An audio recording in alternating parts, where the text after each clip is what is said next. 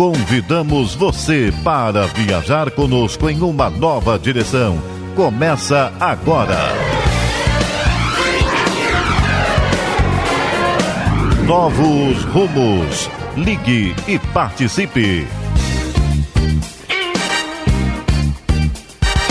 Coordenação e apresentação: Edivaldo Roberto de Oliveira.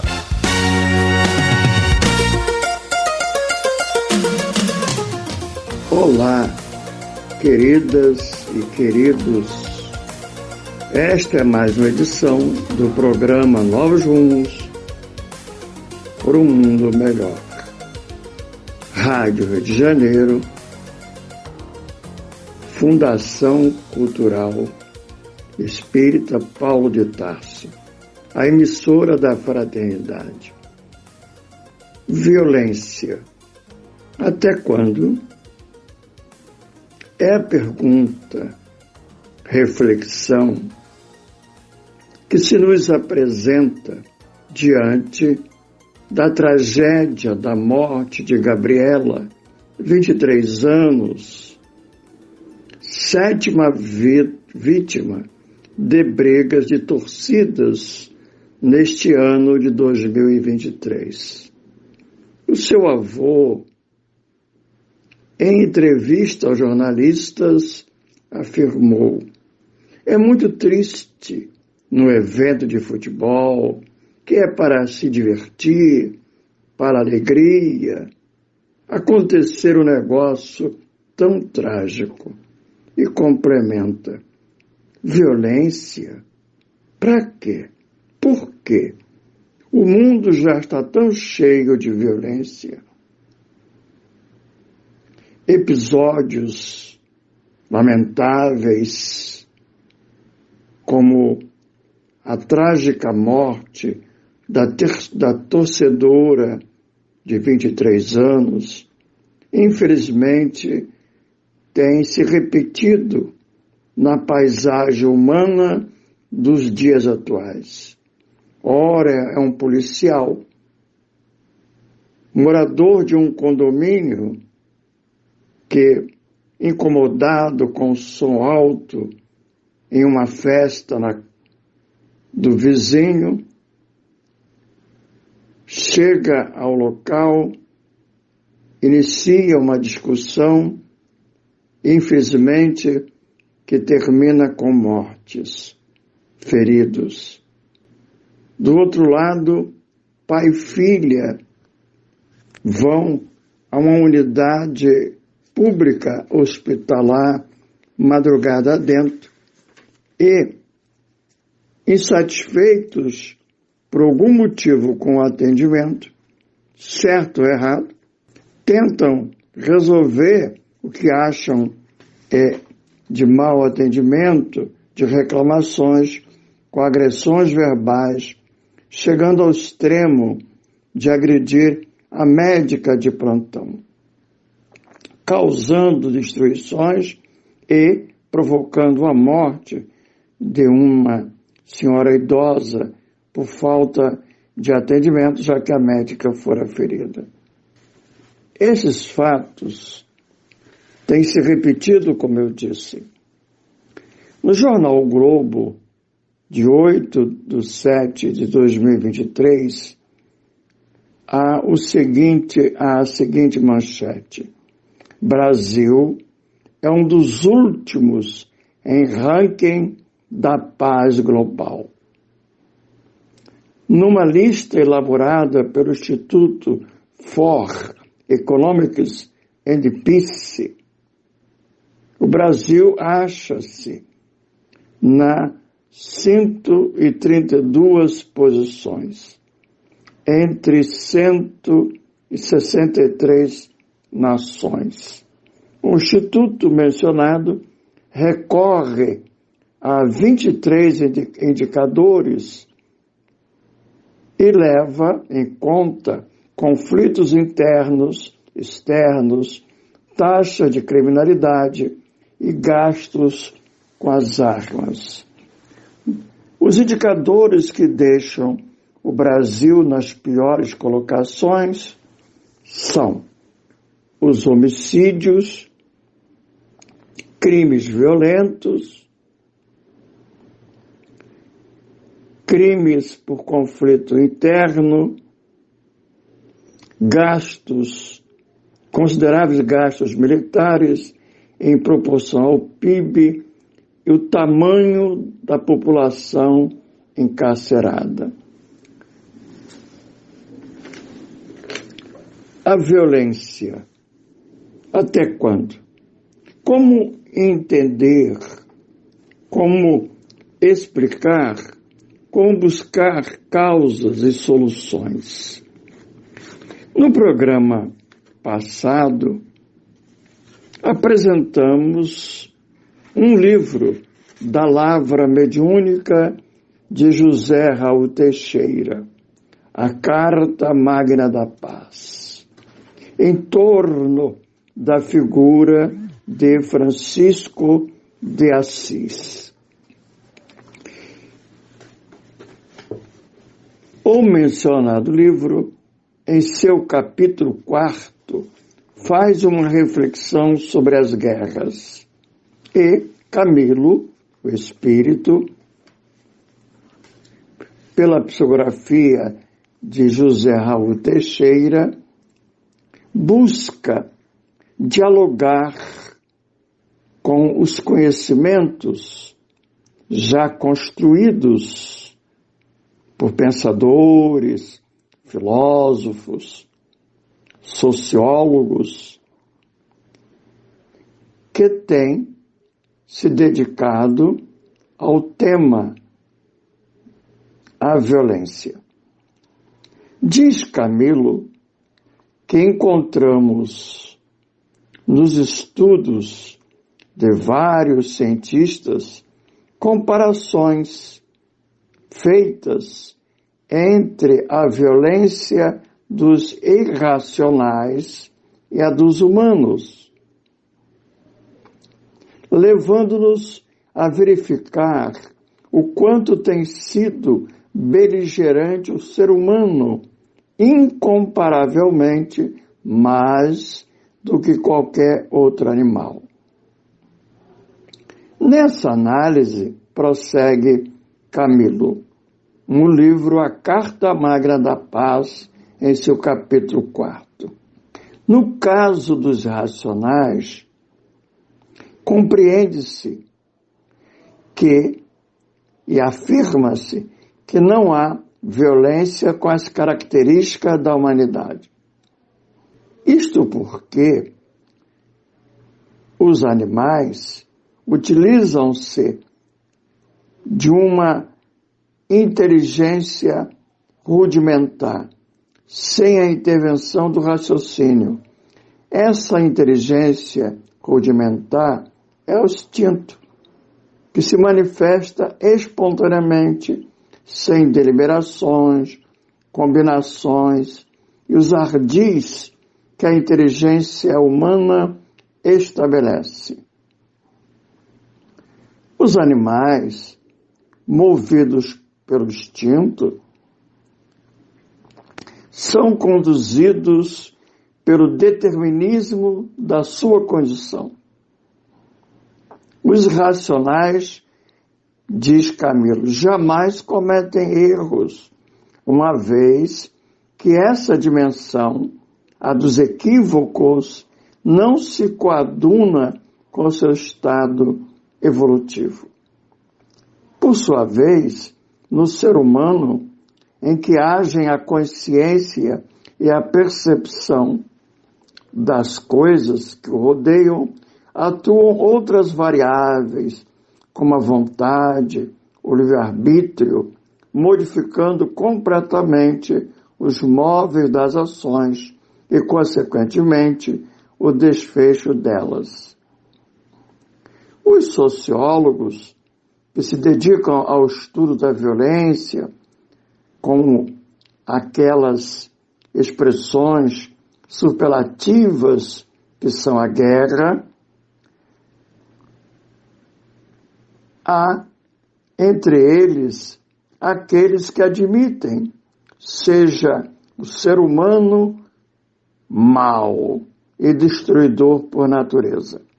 Aditam que ele é psicologicamente um matador. Afirmam que a história humana apresenta um continuado regime de violência, como se fosse escrita durante o seu curso com sangue. Esta visão de parte de sociólogos, de certo modo, se associa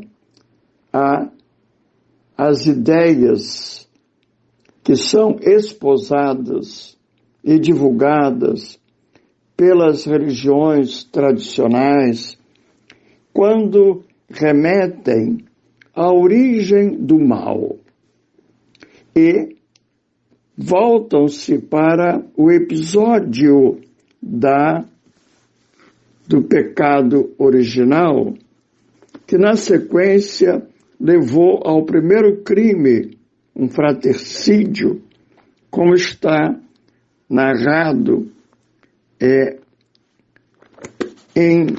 no primeiro livro mosaico, a Gênesis.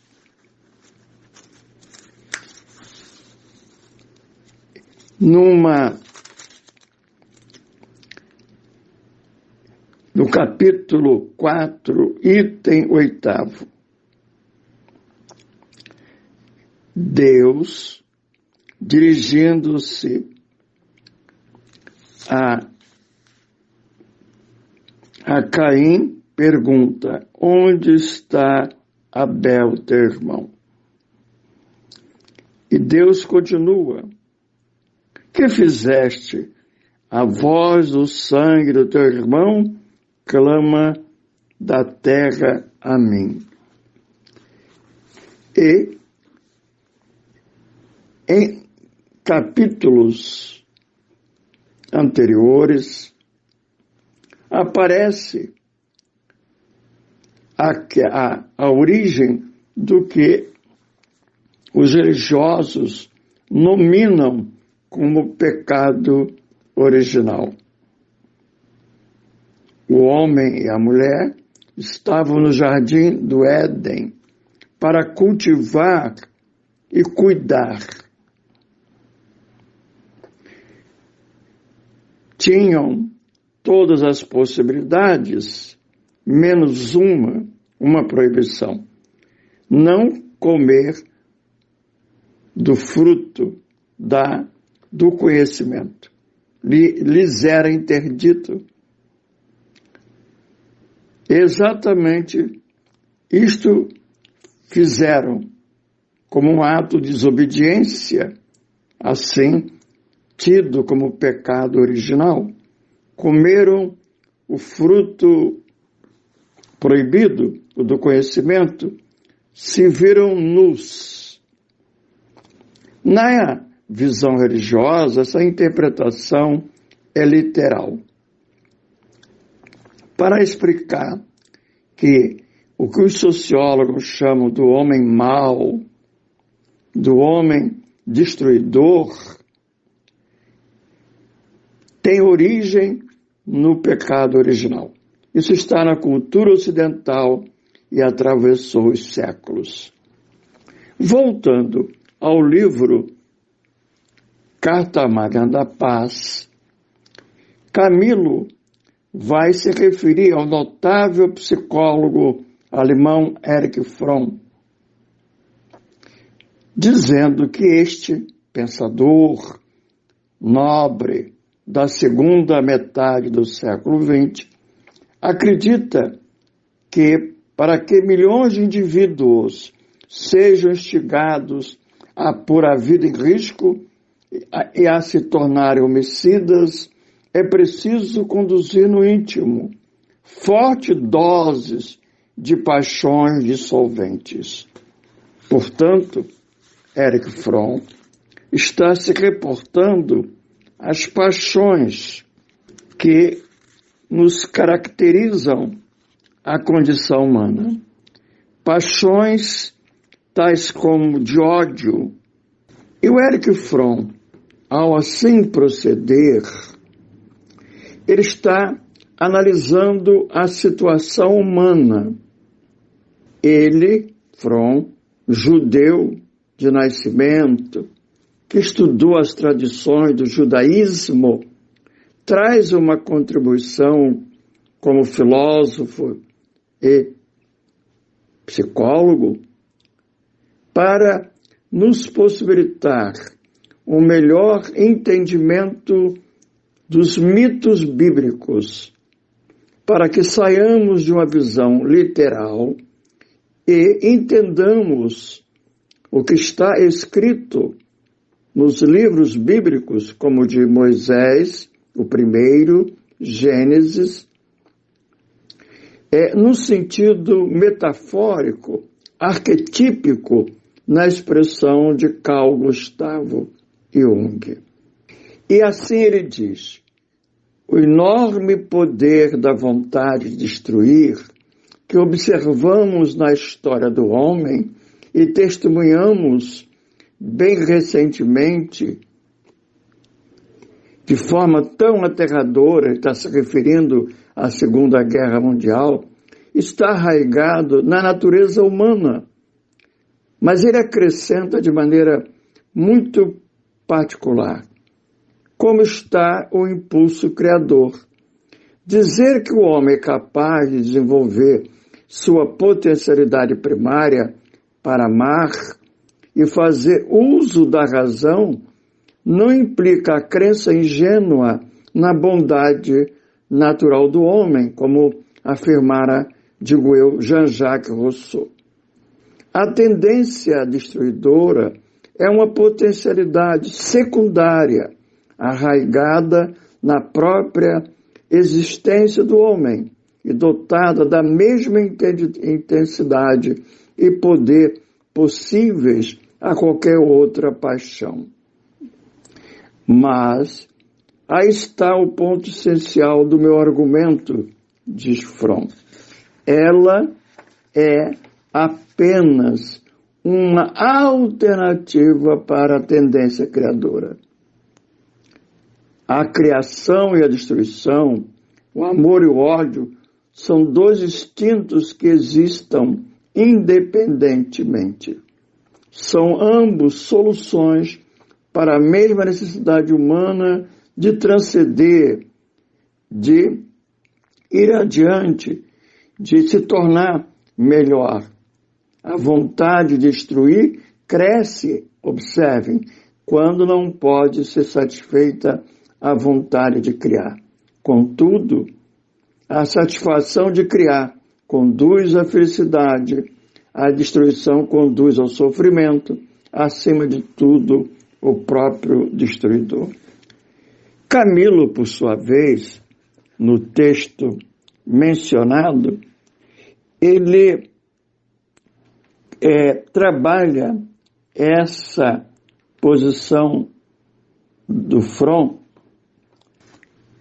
psicólogo, como disse, filósofo, da seguinte forma: ele chama essa dialética de síndromes da destruição versus síndrome do crescimento, como características que nos compõem a nossa condição humana no estágio evolutivo em que nos encontramos.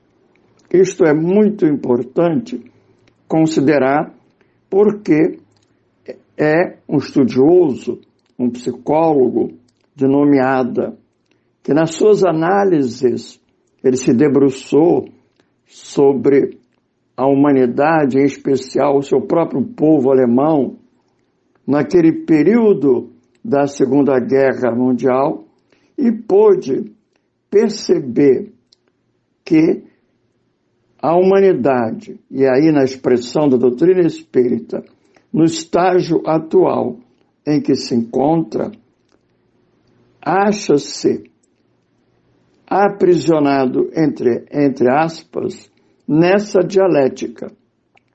De um lado, a síndrome da destruição, do outro, a síndrome do crescimento. A primeira se relaciona à morte, a um narcisismo maligno, marcada por paixões dissolventes.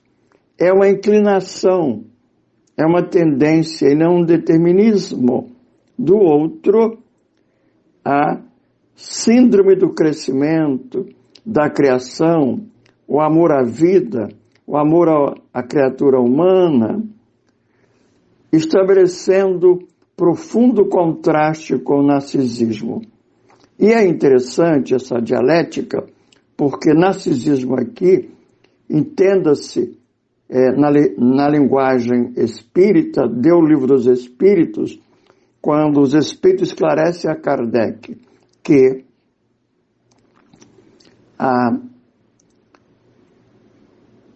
todas as paixões, todos os vícios se remetem a um ponto-chave, o interesse pessoal. O interesse pessoal, na linguagem filosófica e psicológica, é o narcisismo. É o homem aprisionado em si mesmo, nos seus próprios interesses. É a base das paixões.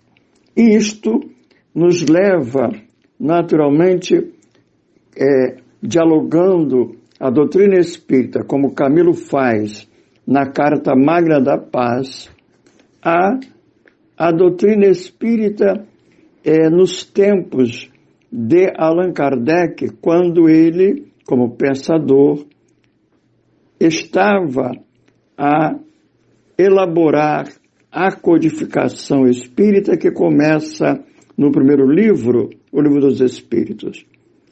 Num contexto histórico da metade do século XIX, quando a ciência ensaiava os seus passos inaugurais, apoiada na razão, e na sequência desse esforço do progresso intelectual, surge a psicologia e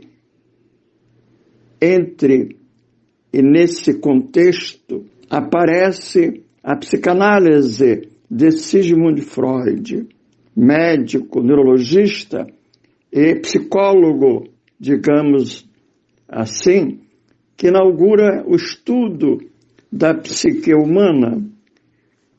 E Erich Fromm é aquele que vai na direção de Freud, mas libertando-se de algumas ideias do eminente pesquisador Sigmund Freud para trazer um contributo particular, como este da dialética entre tendências, uma, aquela que leva à destruição, e a outra que leva à criação. A primeira ligada às paixões dissolventes, como o ódio, que se relaciona à morte, e a outra se relaciona à vida, promove a vida. Allan Kardec analisa esse tema, orientado pelos espíritos desde a primeira obra, como já foi dito, na questão 742 do Livro dos Espíritos, e avança em outras obras, como a Gênese, em seu capítulo 3º, o bem e o mal. Voltaremos a esse tema no próximo bloco, examinando um tanto quanto mais essa questão da destruição dos seres vivos uns pelos outros. Daqui, mais um pouco, vamos fazer um breve intervalo e daqui a pouco vamos retornar. Continue participando. Está no ar. Novos Rumos.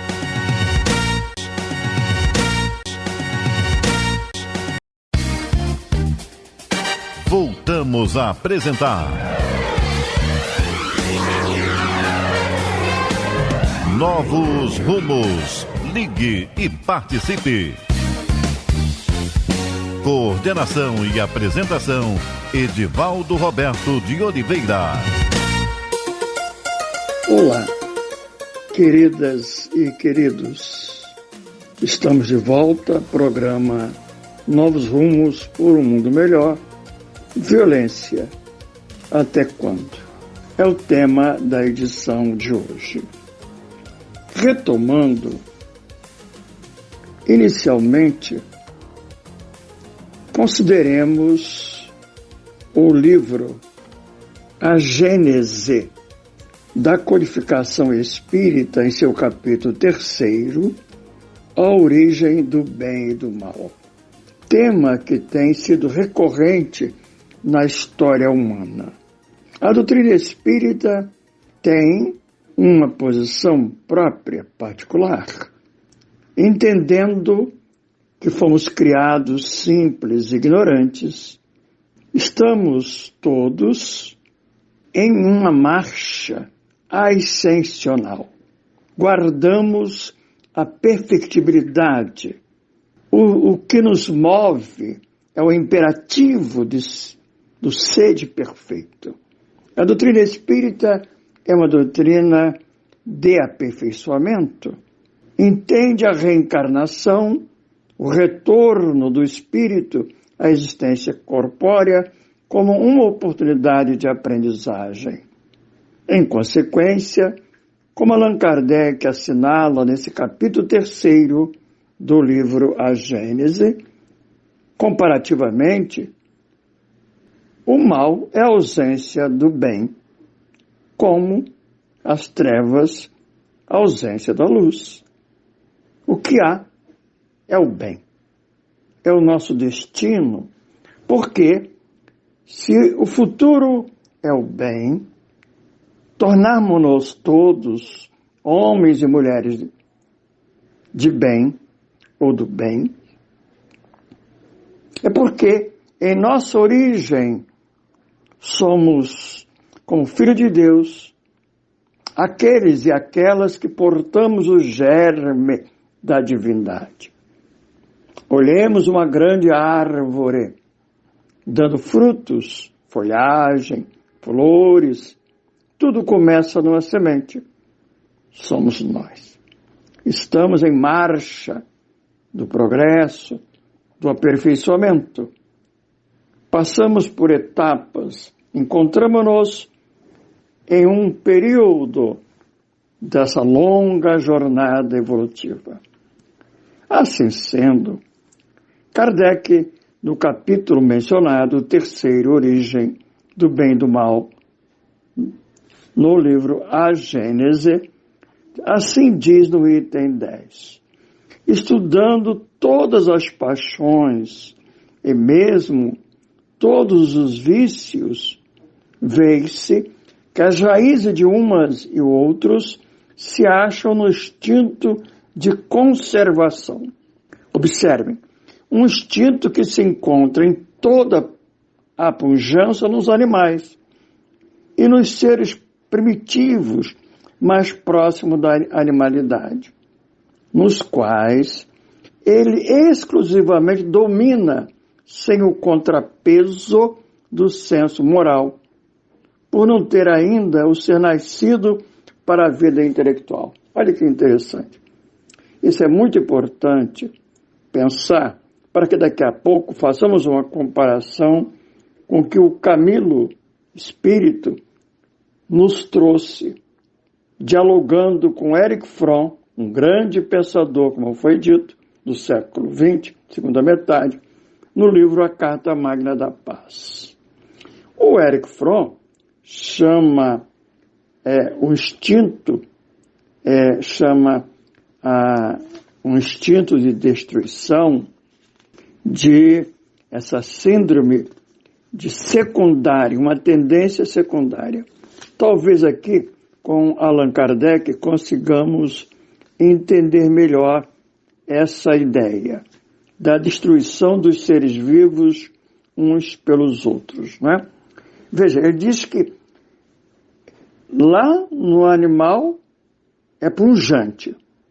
Na humanidade, logo que nos colocamos de pé pela inteligência, ainda na infância da inteligência, porque não houvera se desenvolvido a vida intelectual, esse instinto de conservação predomina, sem, repito, o contrapeso do senso moral. E ele prossegue dizendo, falando do progresso, da lei de perfectibilidade, o espírito tem por destino a vida espiritual. Porém, nas primeiras fases da existência corpórea, somente as exigências materiais lhe cumpre satisfazer. E para tal, o exercício das paixões constitui uma necessidade para o efeito da conservação da espécie e dos indivíduos, materialmente falando, sublinha Allan Kardec. Mas quando saímos desse período, outras necessidades se apresentam, a princípios semimorais e semimateriais, depois exclusivamente morais. É então que o espírito exerce domínio sobre a matéria, sacode-lhe o jugo, avança para a senda providencial, que se lhe acha traçada e se aproxima do seu destino final. Traçada nele próprio, na intimidade da consciência, tal qual, disse eu, a semente guarda em si o seu futuro de árvore adulta.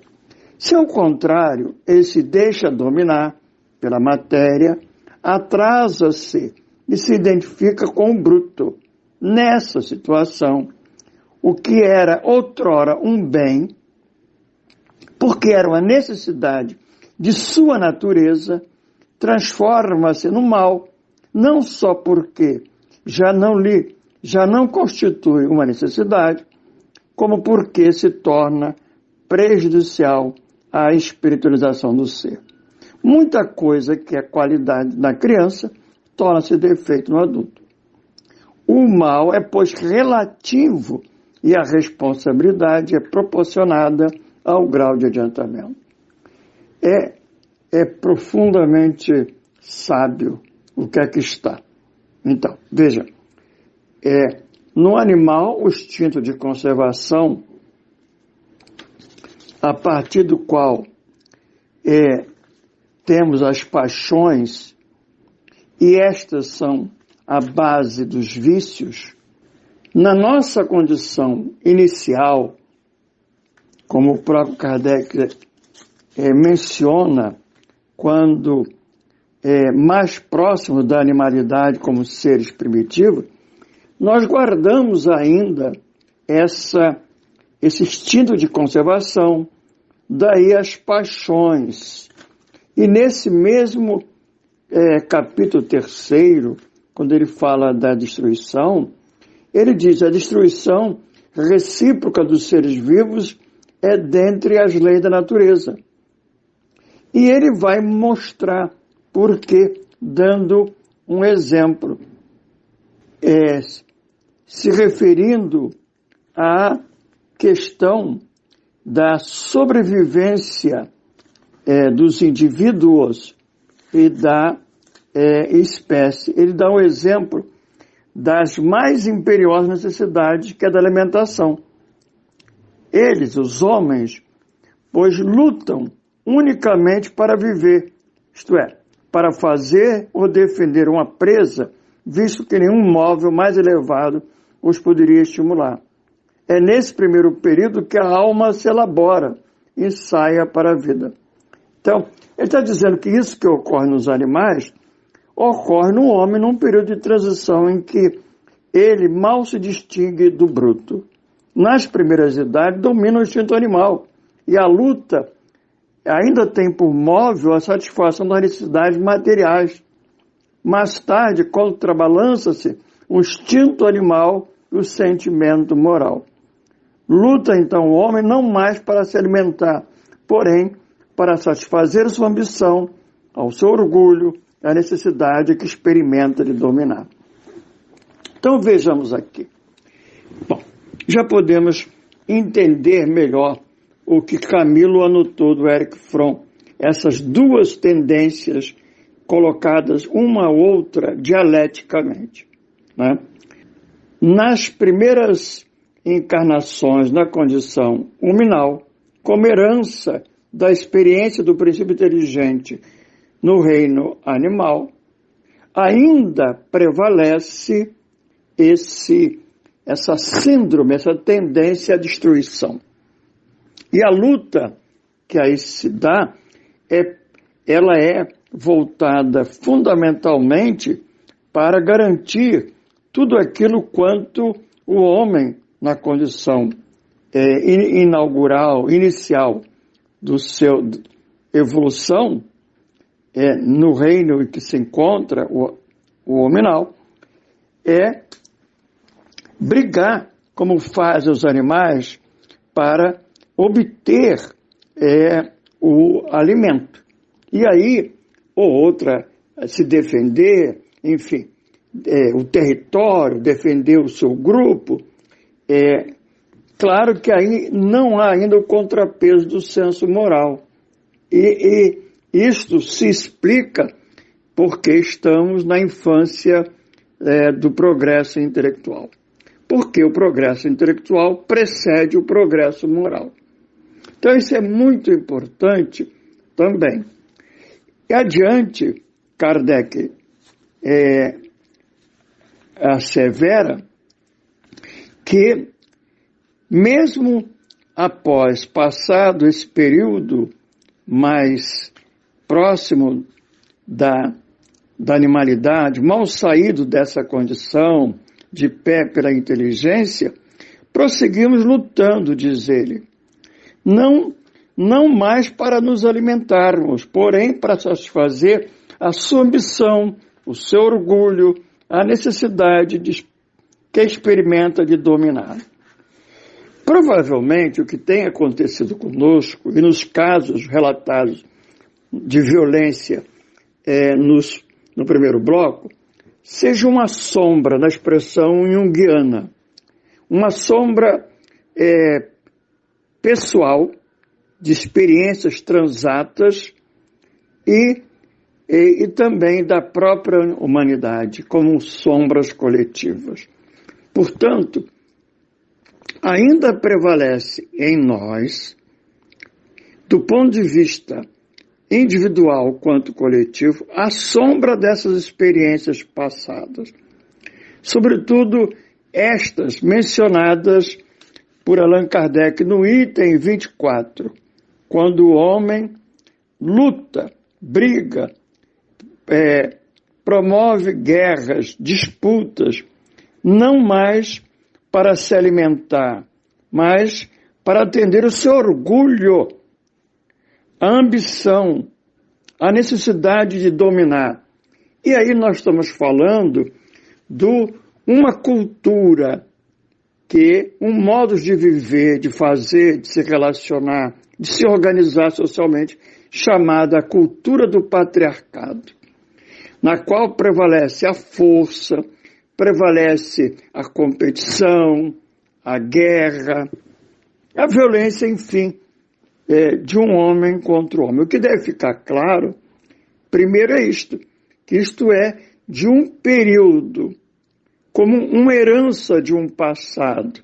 Como já podemos ler nesse mesmo capítulo 3º, esse mal, essa violência, como um torcedor, um grupo de torcedores que vão para um campo de futebol para aplaudir, para estimular a vitória do seu time, viver essa alegria, e a alegria pode ser tomada num aspecto como uma paixão, né? Nem toda alegria o é, porque há alegrias outras mais profundas, né? Mas vamos lá. Ele, nesse afã, nessa euforia, ele vê o outro vê o torcedor do outro time como um inimigo. Aí há o equívoco. Essa é uma lembrança do passado. E aí se estabelece uma luta, como no passado, para dominar, para vencer, porque o outro é visto como inimigo. É interessante que a palavra que deu a palavra hóspede, que é camaradagem, hospedar o outro, bem tratá-lo, também na origem temos a mesma palavra que deu hostilidade. Então, ou eu posso acolher o outro, ou eu posso vê-lo como inimigo. As paixões dissolventes levam-nos a olhar o outro como inimigo, porque ele é de outro grupo. Isso é uma lembrança do passado. Por isso que Allan Kardec, em A Gênese, disse que aí é um mal. Se lá atrás não era, agora é um mal. Agora, entendamos um pouco mais, para deixar bem claro, voltando a Camilo no livro A Carta Magna da Paz, no capítulo 4, quando ele se vale do Erich Fromm. Né? Quer dizer, ou seja, o homem destrói no mesmo impulso que poderia levá-lo a criar. Porque a base, a razão colocada por Erich Fromm é muito interessante. É a transcendência. O homem é da sua condição hominal, não animal, de sair de si. Isso é transcender. E além de si, se projetar no mundo relacional, no mundo concreto para intervir. Essa é a sua condição própria para evoluir, movido pelo desejo incessante do melhor. Então, é como se fosse fatalismo, sim, ele criar. Quando ele não faz, num processo regressivo, ele destrói. Ao invés dele se colocar com o outro, ainda que seja um torcedor de um outro time, para viver uma experiência de alegria, né, de troca, de estar junto, respeitando momentos das vitórias e os momentos das derrotas, não. Ele regride ao passado. A sombra lhe toma das paixões dissolventes e aquele velho homem, aquela velha figura, se lhe toma, ele exacerba na violência, movido pelo ódio e quer destruir o outro. Mas fica claro que a destruição não é algo primário, isso é secundário, é uma derivação da outra tendência, que ele não pôs em prática. Então há um erro na sociedade que não educa o homem para criar, para estimulá-lo a crescer. Né? Isso tem a ver com outro aspecto colocado tanto por Kardec quanto por Erich Fromm, que é o seguinte: a inteligência. Se o senso moral ele se ancora no progresso intelectual, a que ponto nós chegamos nessa longa trajetória evolutiva? Sim, saímos da animalidade, colocamos-nos de pé pela inteligência e avançamos e alcançamos os dias de hoje naquilo que se chama razão, posição racional, analítica, instrumental, mais egocêntrica. Aí é que está a questão. Nós temos uma inteligência para apertar botões limitada, que não nos permite superar preconceitos, superar divisões, somos dados a discriminar, a não olhar o outro como o outro, legítimo o outro, diferente de nós, que pensa, é o que Erich Fromm coloca, é a doutrina também. Então, ao fundo e ao fim, ao cabo, essa questão de praticar o mal pode ser entendida de maneira socrática como ignorância, ou seja, falta de um conhecimento, não conhecimento erudito, do livro de apertar botões, de algo, mas um conhecimento que é a verdade que liberta.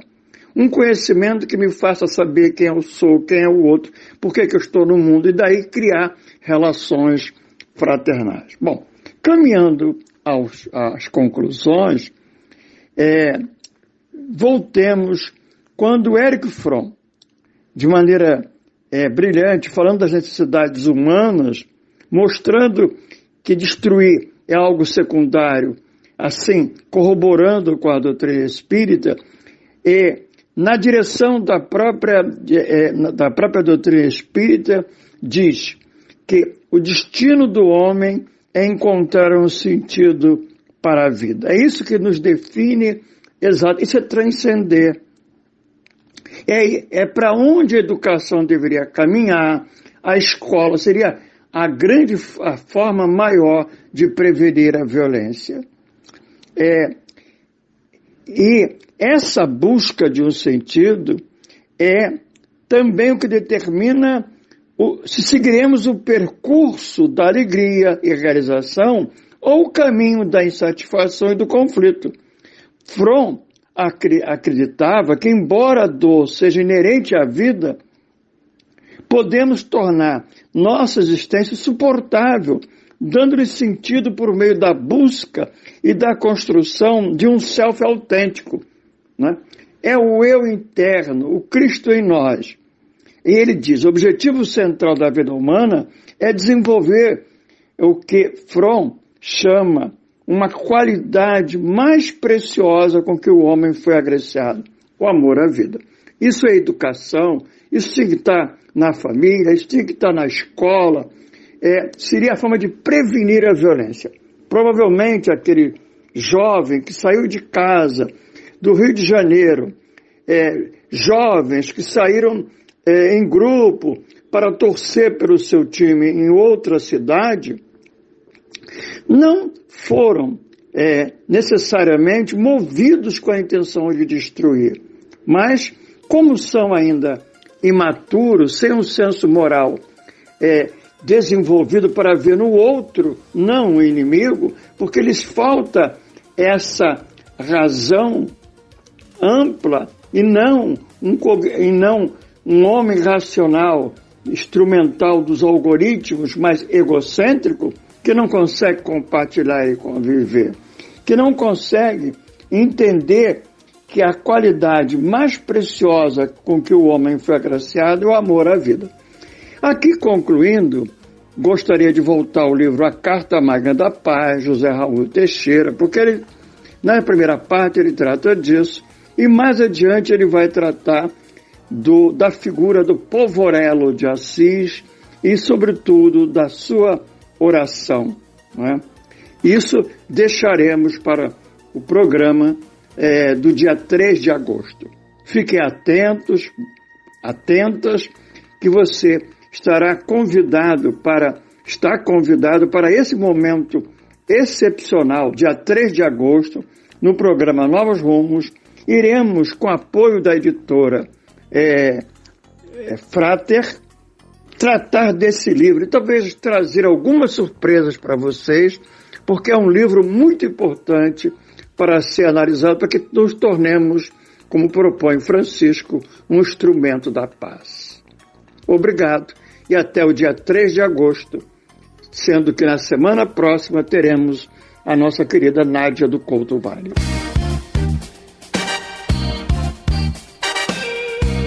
A Rádio Rio de Janeiro apresentou Novos Rumos.